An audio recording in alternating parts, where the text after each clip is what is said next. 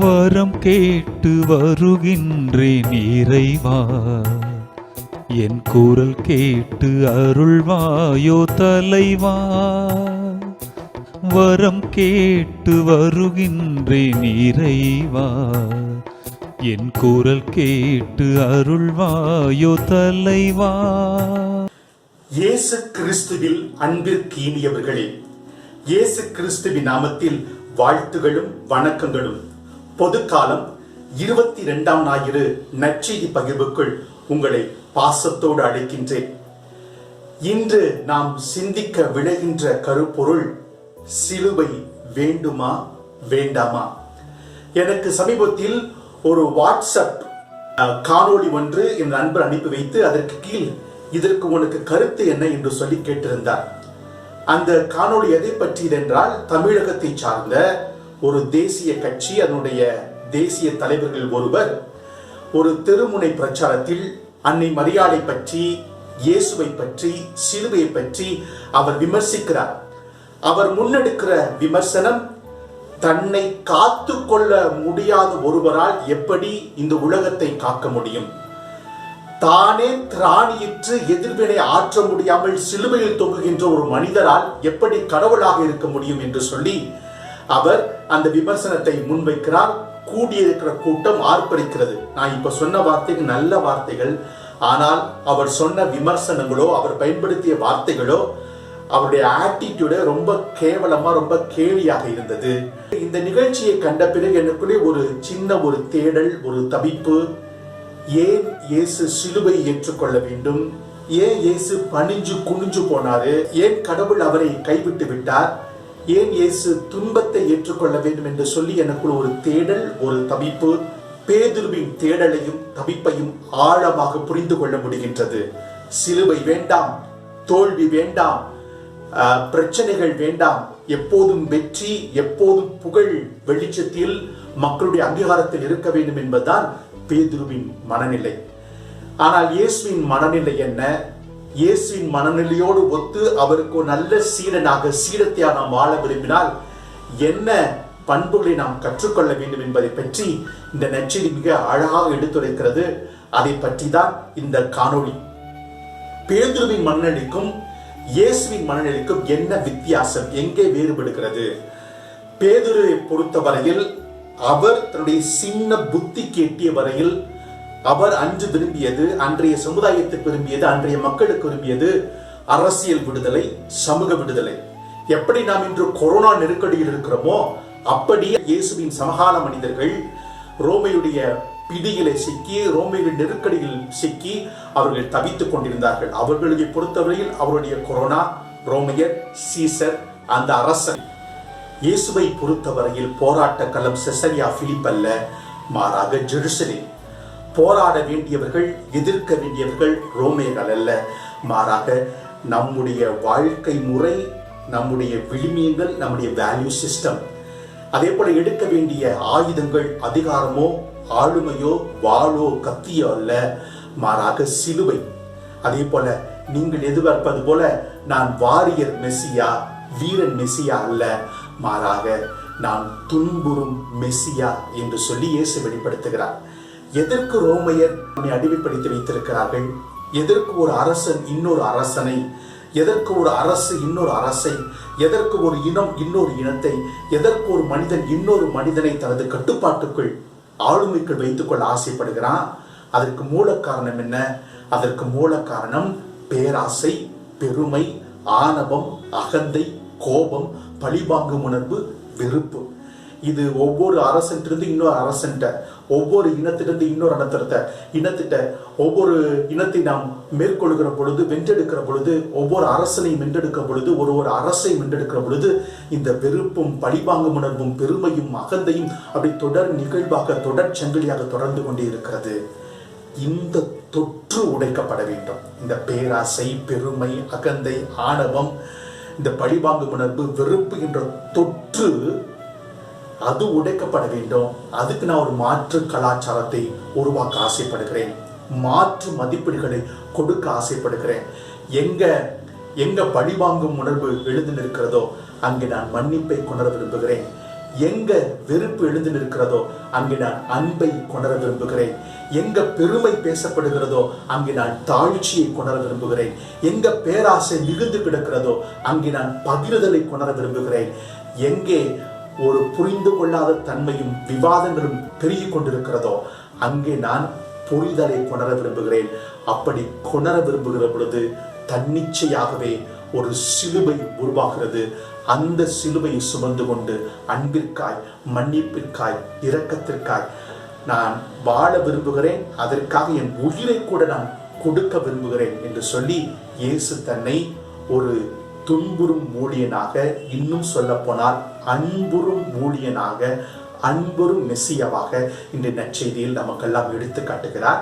அந்த அன்புறும் இயேசுவின் அன்பு சீடனாக, அன்பு சீடத்தியாக நீங்களும் நானும் வாழ ஆசைப்பட்டோம்னா இன்னைக்கு இயேசு 3 நிபந்தனைகளை நமக்கு விதிக்கிறார். இயேசு நமக்கு விடுக்கின்ற முதல் நிபந்தனை தன் மறுத்தல், deny yourself. ஒவ்வொரு மனுஷனுக்குள்ளும் ஒரு ஆழமாக இருக்கிற உணர்வு தன்னை தக்க வைத்துக் கொள்ள வேண்டும், தனது இருப்பை தக்க வைத்துக் கொள்ள வேண்டும், தன்னை பாதுகாத்துக் கொள்ள வேண்டும், தன் வாழ்க்கையை மேம்படுத்த வேண்டும், தன் வசதியை மேம்படுத்த வேண்டும் என்ற உணர்வு, தன்னை தக்க வைத்துக் கொள்கிற உணர்வு. ஆனா தன்னை மறுக்கிற ஒரு உணர்வை இயேசு இன்று நமக்கு கற்றுக் கொடுக்கிறார். எப்படி நம்மை மறுக்கிறது? முதல் வாசகத்துல எரேமியா 20ஆம் அதிகாரத்துல எரேமியா பற்றி நம்ம வாசிக்கிறோம். எரேமியா ஒரு நல்ல ஒரு இறைவாக்கினர், ரொம்ப மென்மையானவர், அன்பு மிகுந்தவர், இரக்க குணமுள்ள ஒரு மனிதர். ஆனா அவரை போய் இறைவன் அழிவை பற்றி போதிக்க அழைப்பு விடுக்கிறார். அப்போ இஸ்ரேல் மக்கள் போய் போதிக்கிற ஒரு பெரிய மண்பானையை தூக்கிட்டு போய் அவங்க முன்னால உடைச்சு, இந்த மண்பானை எப்படி உடைந்து போகிறதோ அதே போல உங்கள் அரசு வீழும், இந்த ஜெருசலேம் தேவாலயம் வீழ்த்தப்படும், உங்களுடைய இனம் வீழ்த்தப்படும், நீங்க நாடு கடத்தப்படுவீர்கள் என்று சொல்லி அவர்களுக்கு போதிக்கிற பொழுது அங்க இருக்கிற மக்கள் அவரை பார்த்து கேலி பண்ணாங்க, கிண்டல் பண்ணாங்க, ஏளனம், எகத்தாளம், நகைத்தார்கள். அதே போல பஸ்கூர் என்று அழைக்கப்படுகிற தலைமை குரு அவரை தூக்கி சிறையில போட்டான். இப்படி இறைவனுடைய வார்த்தை எடுத்துரைப்பதால் அவருக்கு கேலி, கிண்டல், எகத்தாளம், கஷ்டம், சிறைவாசம், அடி, உத. இது ஒரு பக்கம். இன்னொரு பக்கம் அவருக்குள்ள அவரே சொல்ற அழகா, எனக்குள்ள ஆண்டவரே உடைய சொல் எனக்குள்ள பற்றியின் நெருப்பு போல எரிந்து கொண்டிருக்கிறது, என்னை ஒரு மிஷனுக்கு அழைப்பு விடுக்கிறது என்று சொல்லி. இப்படி 2க்கும் இடையில ஒரு பெரிய ஆழ்மன போராட்டம், எதை தேர்ந்தெடுப்பது என்று சொல்லி. ஆனால் எரேமியா தன்னுடைய இருப்பை திறந்துவிட்டு தன்னுடைய கம்ஃபர்ட்டை பற்றி நினைக்காம, தன்னை தக்க வைத்துக் கொள்ள வேண்டும் என்று நினைக்காமல், இறைவனுடைய வார்த்தைக்காக, இறைவனுடைய அழைப்பிற்காக, இறைவனுடைய பணிக்காக அவர் முன்னே செல்கிறார். அதே போலதான் நம்ம ஒவ்வொருத்துக்குள்ளேயும் ஒரு நெருப்பு எரிந்து கொண்டே இருக்கிறது. இதை செய், கடவுளுக்காக, மனிதர்களுக்காக, மற்றவர்களுக்காக இதை செய் என்று சொல்லி நமக்குள்ள பெரிய நெருப்பு கனன்று கொண்டே இருக்கிறது. அதற்கு நாம் பதிலளிக்கிறோமா? டோன் மார்க்குஸ் என்று அழைக்கப்படுகிற ஒருவர் மெக்சிகோல வாழ்ந்து வந்தார். அவர் ரொம்ப தின்னா இருப்பார், ஸ்கின்னியா இருப்பார், எலும்பும் தோலுமா இருப்பார். உயரம் சின்ன 5 அடிக்கு கீழே தான். அவர் ஒரு பள்ளிக்கூடத்துக்கு முன்னால அங்கே சாண்ட்விச் வித்துட்டு இருந்தார். அப்போ அங்கே இருக்கிற பிள்ளைங்க, அங்கே இருக்கிற பசங்களாம் அவரை கேலி பண்ணுவாங்க. பூச்சின்னு சொல்லி கேலி பண்ணுவாங்க. ஏன்னா பார்க்குறது பூச்சி மாதிரி சிறுசாக இருக்கிறனால பூச்சின்னு சொல்லி கேலி பண்ணுவாங்க. 17ஆம் தேதி செப்டம்பர் 1985ஆம் ஆண்டு காலையில் 7 மணிக்கு அவங்க சாண்ட்விச் வித்துட்டு இருக்காரு. பிள்ளைங்களாம் ஸ்கூலுக்கு போயிடறாங்க. பிள்ளைங்க ஸ்கூலில் நுழைஞ்சிட்டாங்க. 7:17க்கு சரியா ஒரு பெரிய நிலநடுக்கம்.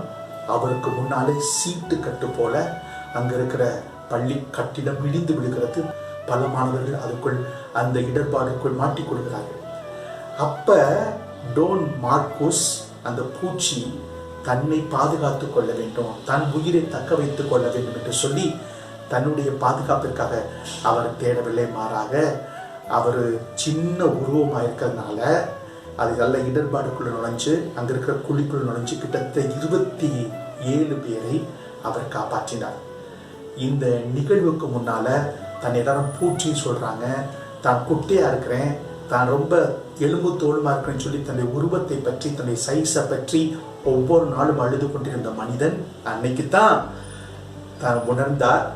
தன்னுடைய சைஸும், தன்னுடைய உயரமும், தன்னுடைய அந்த ஒரு அளவும் தான் அந்த இடர்பாடுக்குள் எளிதாக நுழைந்து சென்று 27 பேரை காப்பாற்ற முடிந்தது என்று சொல்லி. எப்ப அவர் தனக்காக இல்லாமல் பிறருக்காக வாழ நினைத்தாரோ அப்போது தனது உயரத்தையும் தன்னுடைய மேன்மையும் மாண்பையும் உணர்ந்து கொண்டார். இன்னும் சொல்ல போனா ஒவ்வொரு கஷ்டத்துக்கு பின்னாலும் ஒவ்வொரு சிலுவைக்கு பின்னால ஒரு ஆசீர்வாதம் இருக்கிறது. அந்த ஆசீர்வாதத்தை டான் மார்க்கஸ் கண்டுபிடித்துக் கொண்டார்.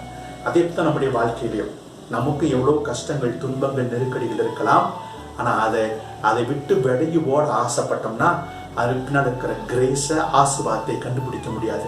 அதே போல நாம் பிறருக்காக வாழாமல் நமக்காக மட்டுமே வாழ்ந்து கொண்டிருந்தாலும் அந்த ஆசீர்வாதத்தை கண்டுகொள்ள முடியாது. மனுஷனுடைய வாழ்க்கையில் 2 துருவங்கள் இருக்கிறது. ஒன்று போல் ஆஃப் ஹேவிங், இன்னொன்று போல் ஆஃப் ரினவுன்சிங். அதாவது தன்னை தக்க வைத்துக் கொள்ள வேண்டும் என்ற ஒரு துருவம், மற்றொன்று மற்றவர்களுக்காக இழக்க துணிகின்ற துருவம். இன்னைக்கு இறைவன் நமக்கு அழைக்கப்படுகிறது, இந்த தனக்காக என்று சொல்லி சுருங்கி போகாம, தன்னுடைய கம்ஃபர்ட் சோன் என்று சொல்லி சுருங்கி போகாமல் மற்றவர்களுக்காக வாழ்கின்ற ஒரு அல்ட்ருஸ்டிக் மென்டாலிட்டியோட, மைண்ட் செட்டோட மற்றவர்களை முன்னிறுத்தி வாழ ஆரம்பி என்று சொல்லி இறைவன் இயேசு தன்னை மறுக்க என்று அழைப்பு விடுக்கிறார். இன்னைக்கு யோசித்து பார்ப்போம், நான் எரேமியாவா பேதுருவா? எரேமியா தன்னை மறுத்து இறைவனுக்காக மக்களுக்காக அந்த பணியை மேற்கொண்டார். ஆனால் பேதுரு தன்னை மறுக்க முடியாமல் இயேசுவை மறுத்தார். இயேசுக்கு நீங்க துன்பப்பட வேண்டாம் என்று சொன்னார். இன்னைக்கு யோசித்து பார்ப்போம், நான் எரேமியாவா பேதுருவா? என்னால் எதை மறுக்க முடியவில்லை, என்னை எதை தியாகம் செய்ய முடியவில்லை. 2வது நிபந்தனை தன் சிலுவையை சுமத்தல். தன் சிலுவையை சுமத்தல் என்பது என்ன? அதையும் நம் எரேமியாவிலிருந்து கற்றுக்கொள்ள முடியும். எரேமியாவுக்கு 2 சாய்ஸஸ். ஒன்று தன் நலத்தை முன்னிறுத்துவதா, அல்லது இறைவனுடைய நலத்தை, இறைவனுடைய காரியத்தை, இறைவனுடைய பணியை மக்களுக்கென்று ஆற்றுகின்ற பணியை முன்னிறுத்துவதா என்று சொல்லி. இந்த 2 சாய்ஸஸ்ல அவர் தன்னை முன்னிறுத்தாமல் இறைவனை முன்னிறுத்த வேண்டும் என்று சொல்லி, மக்களை முன்னிறுத்த வேண்டும் என்று சொல்லி அந்த சாய்ஸை தேர்ந்தெடுத்தார்.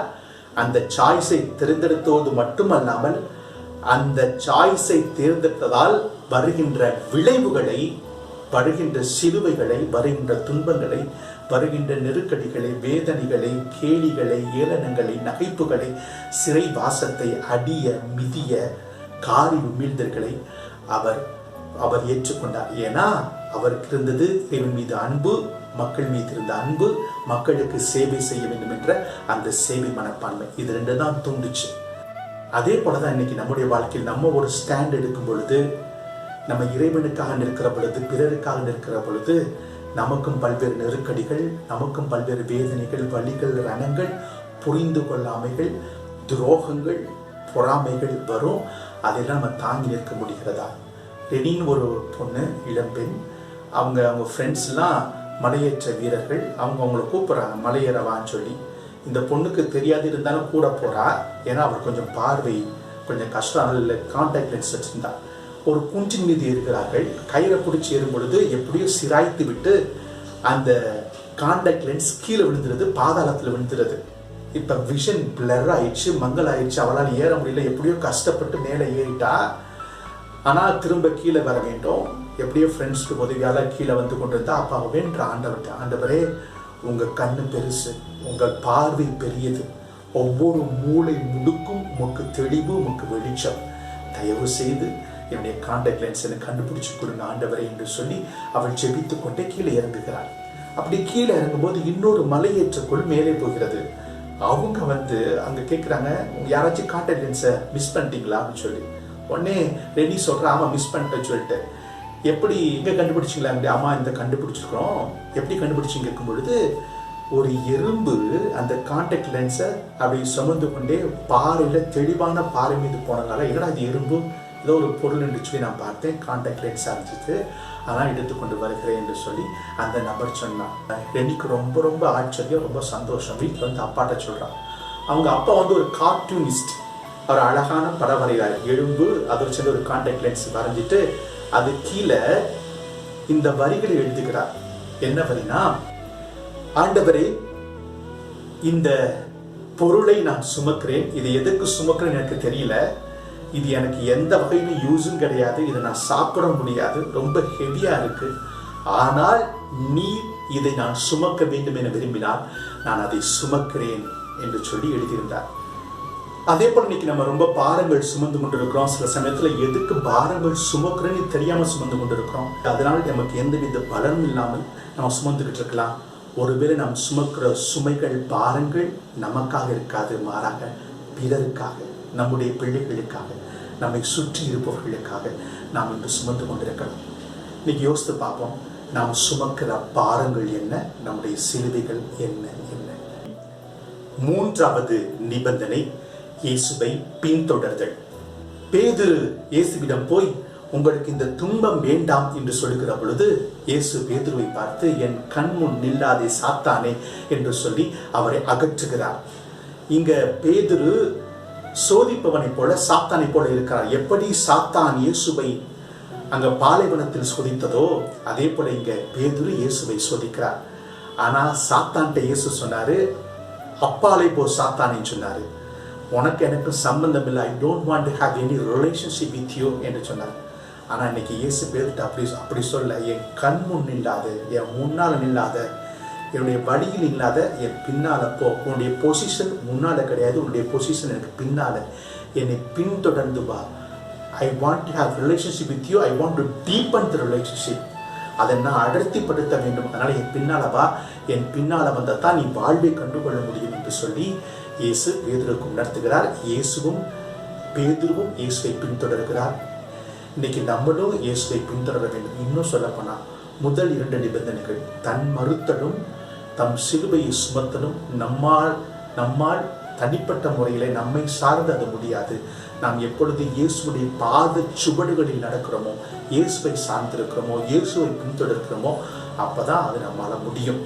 எனவே இந்த 3 நிபந்தனைகள், தன்னை மறுத்தல், சிலுவையை சுமத்தல், இயேசுவை பின்தொடர்தல், இது 3 தான் இன்னைக்கு நமக்கு இயேசு நல்ல சீடனாக சீடத்தியாக இருக்க வேண்டும் என்று ஆசைப்பட்டால் இதை 3மே நம்முடைய வாழ்வாக்க வேண்டும். இப்ப கேட்டு பார்க்கலாம், சிலுவை வேணுமா வேண்டாமா?